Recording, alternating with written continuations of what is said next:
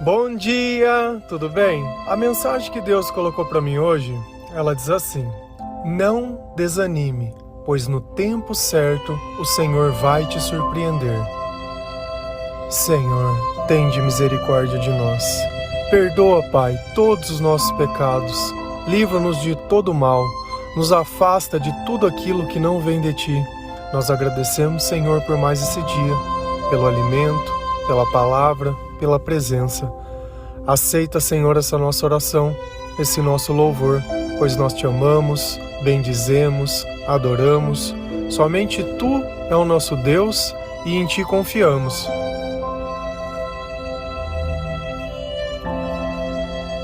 É certo que nem sempre nós vamos conseguir prever o futuro. Deus, Ele diz que na palavra nós jamais poderemos acrescentar que seja uma hora sequer a qualquer coisa que está no nosso futuro. Então, o nosso amanhã, ele pertence ao Senhor. Por mais que às vezes eu não queira que algo aconteça, por mais que às vezes eu queira mudar todas as coisas que já aconteceram, nada disso pode fazer que qualquer coisa mude. Apenas Deus tem a capacidade disso. Então, chega um ponto da nossa vida que nós começamos a pensar nessas coisas e parece que as consequências elas sempre sobram para o nosso lado. Não importa o que a gente faça, sempre fica para nós o resultado ruim de todas as coisas. E aí o que resta a nós? Procurar alguém que talvez tenha mais fé que nós, para que essa pessoa possa orar, para quem sabe assim Deus possa ouvi-la e ter pena de mim e não fazer com que algo aconteça. É complicado, sinceramente é complicado, porque todas as coisas que nós tentamos evitar, na maior parte do tempo são escolhas nossas mesmos. Todas as vezes que ao invés de perdoar eu resolvo muitas vezes brigar ou acusar, todas as vezes que ao invés de perguntar para Deus qual era a sua opinião, eu simplesmente faço de impulso, sem pensar no que Deus está pensando, sem pensar em qualquer coisa. E essas coisas elas vão acumulando e chega um ponto que parece que já não tem mais volta. O problema todo é que quando a gente vive longe do Senhor, nós somos bombardeados o tempo todo pelo mal. Como que a gente pode viver em paz se dentro de nós só existe discórdia, só existe desconfiança, só existe julgamento, perseguição, só existe xingamento? Como que nós podemos estar em paz vivendo desse jeito? Como que nós podemos nos relacionar com outras pessoas se nós simplesmente sabemos reclamar? E reclamamos de tudo, de tudo. Somos incapazes de reconhecer qualquer coisa boa na nossa vida. Quando nós perdemos o discernimento de poder fazer de forma quantitativa as coisas, nós temos uma atitude certamente que exagerada, desproporcional. É como se você tentasse, entre aspas, matar uma formiga com uma bazuca. É desproporcional. Não tem necessidade de tantas palavras duras, não tem necessidade de tanto vitimismo. Mas quando nós vivemos dessa forma, o nosso espírito, ele simplesmente vai se acuando, ele vai ficando cada vez mais pequeno, cada vez mais inerte. Porque se Deus ele não toca na nossa alma, é como se fosse uma planta que você não rega. O que acontece? Ela morre seca. Se a gente vai lá na palavra de Deus, ela nos ensina assim, está lá em 2 Coríntios 4, versículo 8 e 9. De todos os lados somos pressionados, mas não desanimamos. Ficamos perplexos, mas não desesperados. Somos perseguidos, mas não abandonados. Abatidos, mas não destruídos. E essa palavra ela continua: carregamos no nosso corpo o morrer de Cristo, para que a vida de Cristo se manifeste em nós. Então, como que nós podemos suportar tantas coisas negativas? Graças a Deus. De todos os lados somos pressionados. E isso é uma verdade, porque Você acredita que no mundo existam mais pessoas que acreditam no Senhor e são convertidas? Ou pessoas que dizem acreditar no Senhor, mas não são convertidas? Não conhecem a palavra, não têm o hábito de oração, não têm o hábito de nada. Simplesmente estão aí conhecendo o nome de Jesus, porém nos seus atos, na sua vida, você não consegue encontrar o ensinamento de Cristo. E existem também outros tantos de pessoas que não acreditam em nada. E eu era uma dessas pessoas que não acreditava em nada. E quando nós vivemos sem uma crença maior, quando nós vivemos sem o amor, as nossas palavras e os nossos comentários, na maior parte do tempo, são desnecessários. Coisas que magoam as outras pessoas, coisas que não acrescentam em nada. Então esse pressionar é justamente isso. É nós vivermos num mundo que já está entregue ao maligno, porém nós não somos daqui. O Senhor, Ele deixa muito claro na sua palavra que nós não somos daqui. Que essa vida ela é só uma passagem. Então nós temos que passar por essa vida dando glória a Deus. Porém não tem como a gente passar nessa vida sem que nós sentimos essas coisas. Então Deus fala, olha, vocês vão ser pressionados, mas não desanime. E é justamente o começo da frase, não desanime. Ficamos perplexos, certamente que vamos receber notícias ruins, certamente que vamos descobrir coisas que nós não gostaríamos, que às vezes o seu melhor amigo está falando mal de você, ou sei lá, que aconteceu alguma coisa extremamente chata na sua vida que você não gostaria ou não mereceria. E olha o que Deus diz, tudo bem, vieram notícias ruins, tá? Senti, mas eu não vou ficar desesperado, porque eu confio em Deus, e a confiança é justamente isso. Eu não preciso modificar os fatos para que o meu coração ele fique em paz. Independente da forma que tiver que acontecer, eu vou estar em paz, porque eu sei em quem eu tenho acreditado. O Senhor, Ele é bom o tempo todo. Então, não é à toa que as coisas que tiverem que acontecer são de alguma forma para o meu bem.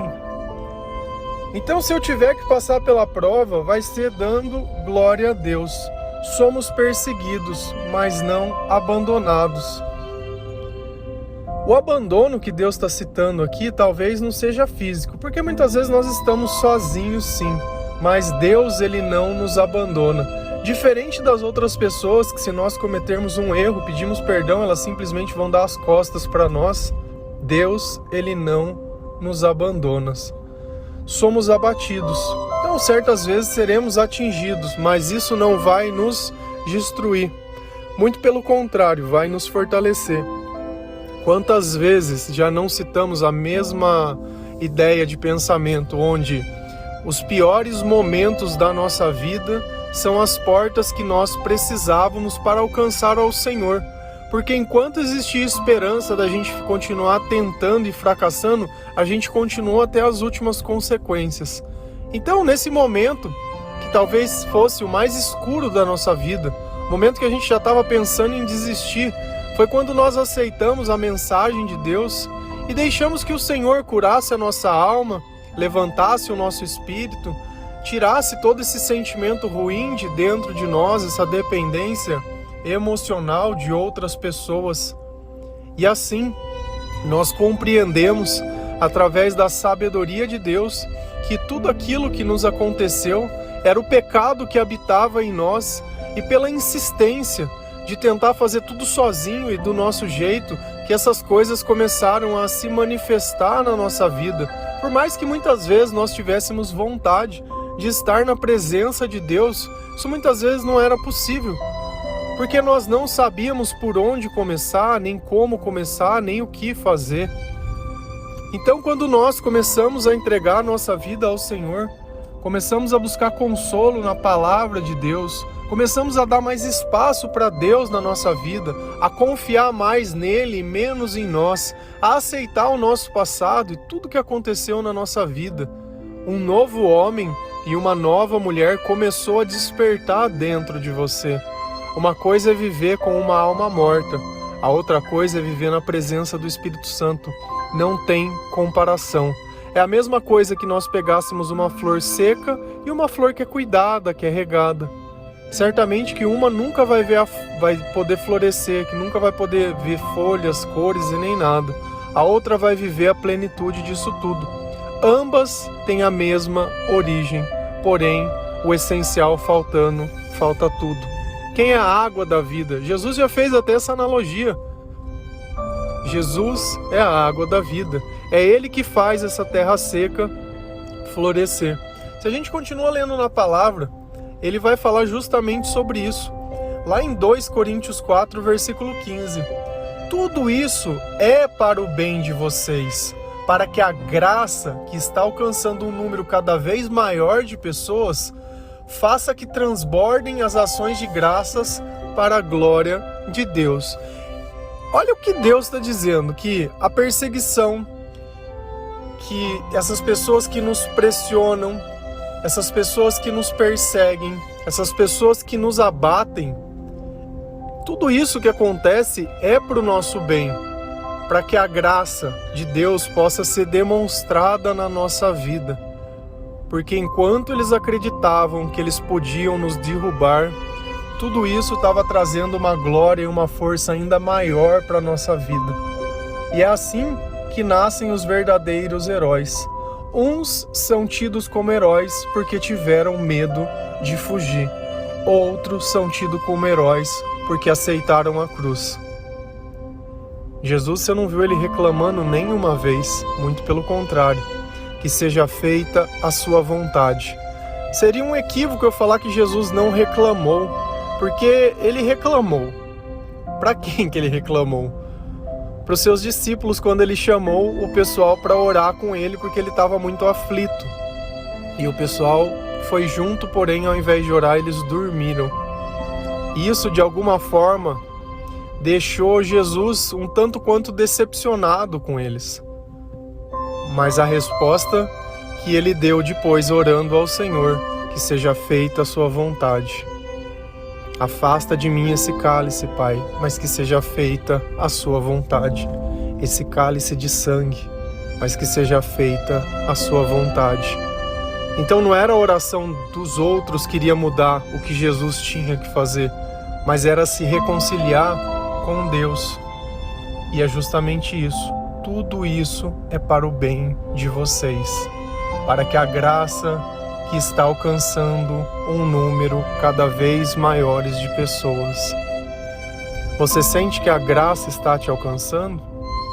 Você sabia que quando você ajuda a difundir a palavra de Deus, você também está ajudando para que essa palavra se cumpra, alcançando um número cada vez maior de pessoas. Então, o nosso testemunho, a nossa tribulação, aqueles que nos perseguiram, aqueles que nos abateram, aqueles que acabaram com a nossa vida, que nos destruíram, tudo aquilo que aconteceu é para que os outros pudessem ver que na nossa vida existe Jesus Cristo, porque antes de Jesus era uma vida, depois de Jesus é outra, e a glória de Deus está transbordando em nós. Olha que felicidade! Você, aquela pessoa que era abandonada, que era esquecida, que era muitas vezes tido como um ninguém, um nada, a glória de Deus transborda na sua vida. Olha como Deus ele faz de potes de barro, como Deus faz daqueles que não são as pessoas mais importantes do reino.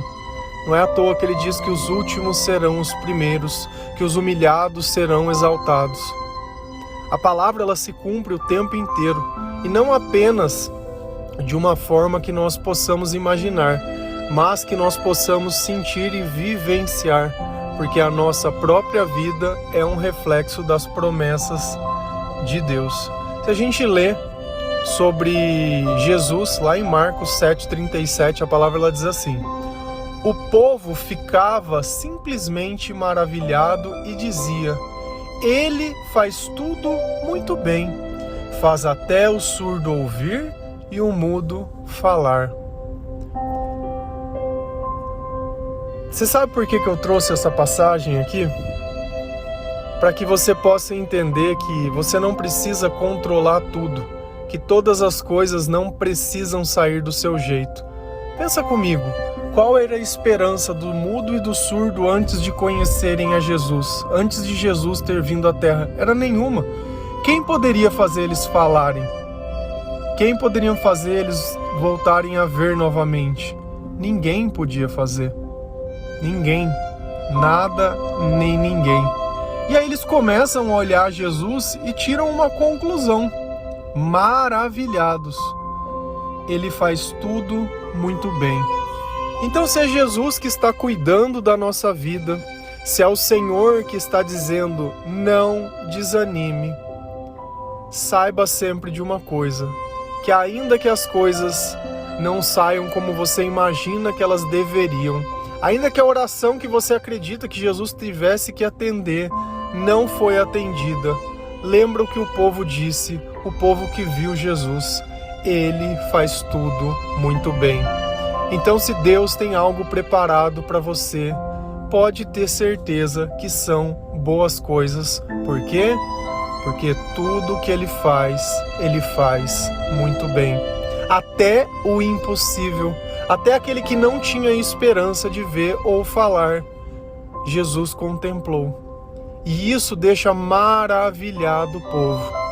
Então, ao invés de você sentir medo, insegurança, receio, achar que tudo está perdido, que não tem mais jeito, saiba que a sua causa foi apresentada a alguém que quem o viu ficou maravilhado, que quem o viu entendeu que tudo que ele faz muito bem. Então, se Deus disse que Ele não vai nos abandonar, se Deus disse a nós que não é para nós ficarmos desanimados, é porque no tempo certo, no momento certo, e para tudo existe um tempo, e para tudo existe um momento, e para tudo existe um propósito. O Senhor, Ele vai fazer o que tiver que ser feito. Até aquilo que aqueles que não esperavam que fosse impossível foi feito. Consegue entender um pouquinho disso? Então o desânimo é eu deixar de confiar na natureza de Deus para querer confiar que eu sou capaz de resolver a minha vida. Nós devemos valorizar tudo aquilo que nós temos de bom. Se a tua vida hoje você consegue viver em paz, se a tua vida você consegue ver coisas que antes você não via, conserve a sua vida, valorize.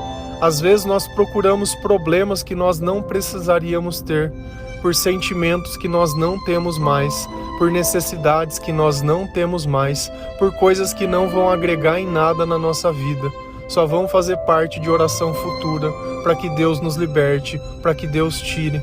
Isso Deus já tinha tirado, você que foi atrás. Por que continua insistindo nos mesmos erros? Por quê? Por quê? Por quê? Essa é a pergunta. Por quê?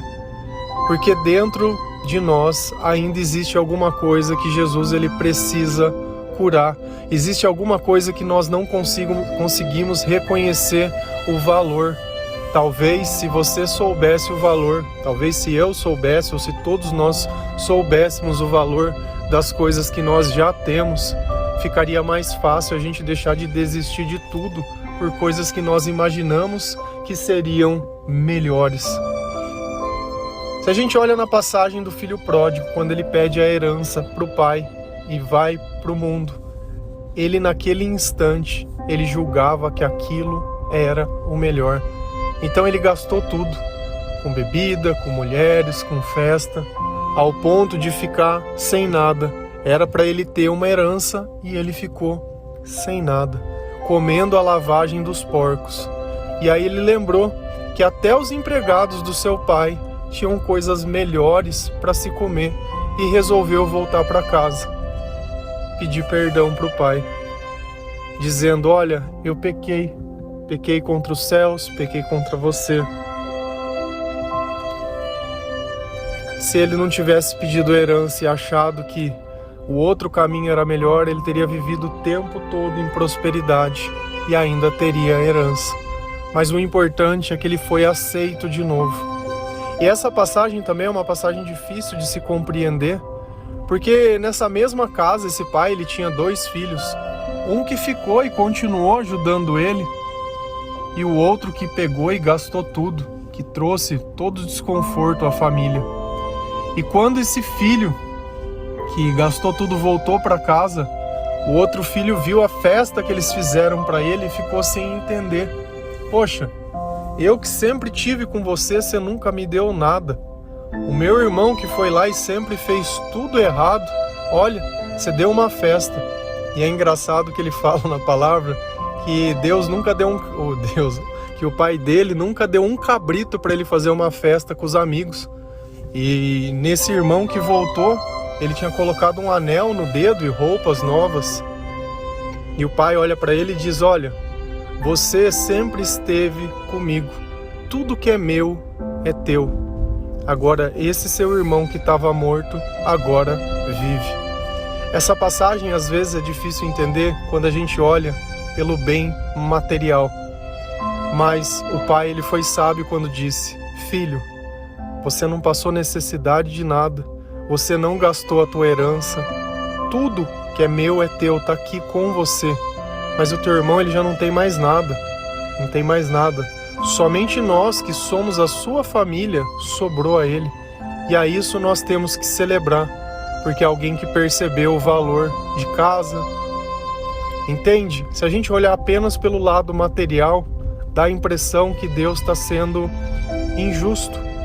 Poxa, o certo seria largar esse cara aí se lascando, que ele sofresse mesmo, olha o que ele fez.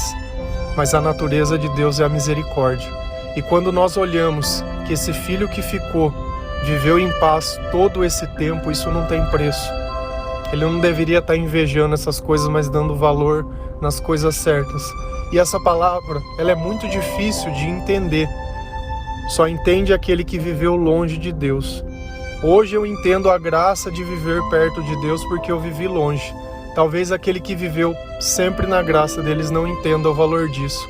E é por isso que Deus fala que quando nós passamos pelos 2 lados das coisas, que as coisas acontecem na nossa vida, quando nós somos pressionados, abatidos e que as coisas ruins acontecem, é que nós podemos entender o valor da graça e através da nossa vida, que era uma desgraça, nós possamos alcançar a vida de outras pessoas. Amém? Que Deus abençoe cada um de vocês, que Deus tenha misericórdia de nós, que o Senhor tenha piedade, que Deus ele possa nos perdoar, que nós sejamos esse filho pródigo que volta para casa e diz: pequei, me perdoa, eu quero viver aqui porque em outro lugar não existe vida. Eu posso tentar gastar tudo, posso tentar fazer, mas nada vai substituir essa presença, esse lugar. Amém? Que Deus abençoe cada um de vocês. Feliz a nação cujo Deus é o Senhor. Um bom dia.